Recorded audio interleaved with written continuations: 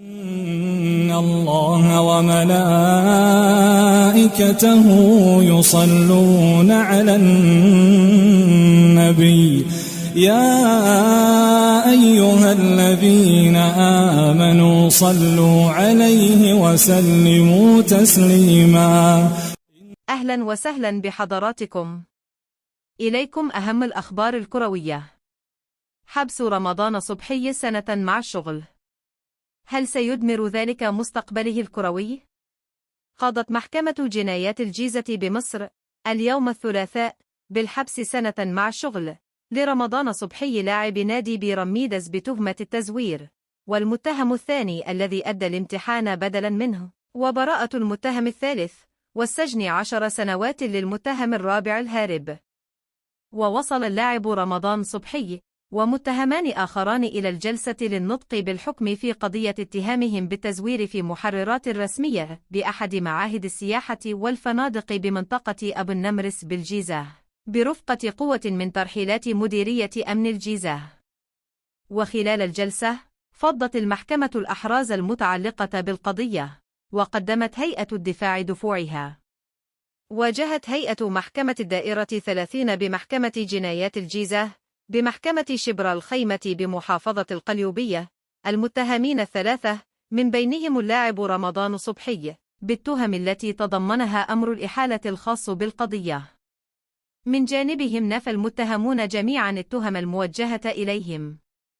وأمرت هيئة محكمة جنايات الجيزة الدائرة 30 بمحكمة شبرا الخيمة بوضع اللاعب رمضان صبحي داخل قفص المحكمة قبل بدء ثاني جلسات محاكمته أمام هيئة المحكمة، أسوة بباقي المتهمين بالقضية.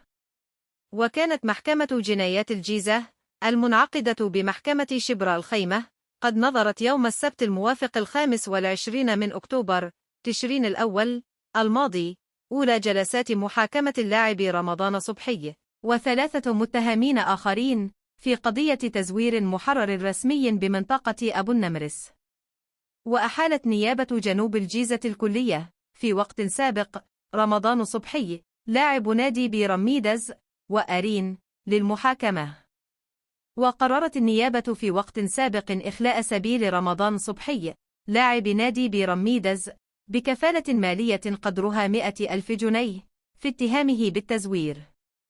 واستدعت النيابة الشاب المتهم بحضور لجنة الامتحان بدلا من رمضان صبحي لاعب نادي بيراميدز لمواجهته بالأخير.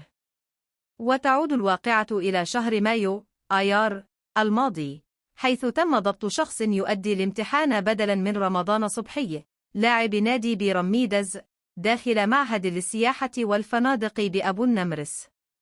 وخلال الاستماع لأقوال المتهم اعترف بأنه حصل على مقابل مادي من اللاعب مقابل دخوله اللجنة وأداء الامتحان نيابة عنه.